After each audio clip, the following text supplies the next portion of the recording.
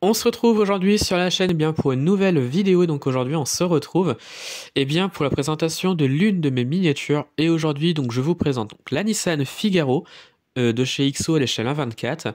Miniature qui provient donc du Japon. C'était une collection presse qui était au Japon et il y avait ce numéro là dans la collection. Voilà. Et comme je suis tombé amoureux donc de cette miniature, enfin de cette voiture surtout, au circuit historique de Lens, donc de cette année, voilà, c'était la voiture qui était à l'honneur, comme vous pouvez voir sur la plaque rallye derrière.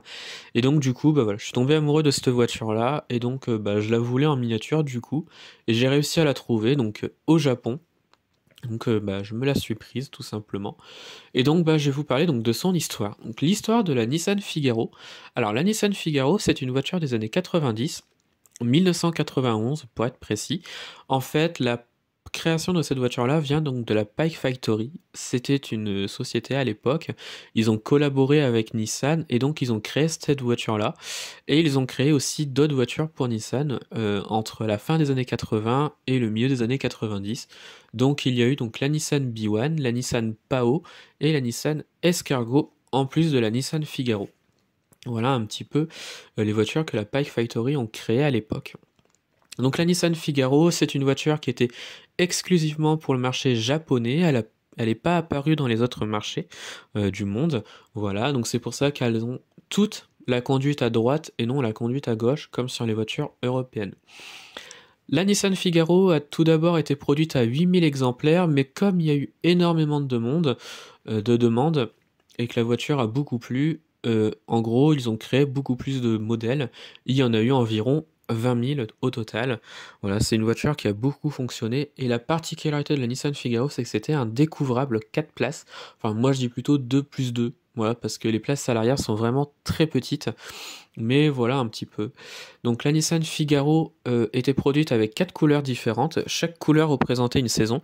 Donc on a la couleur verte pour le printemps qui s'appelait le Emerald Green. Le Palaqua pour l'été, c'était un bleu, comme sur la vidéo. On avait le Topaz Mixte qui représentait l'automne, c'était un beige.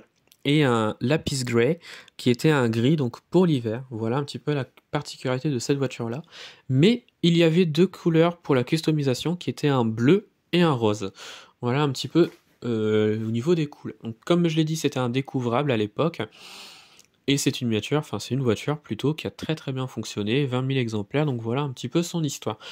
La miniature, comme vous pouvez le voir ici, elle est vraiment très très bien reproduite.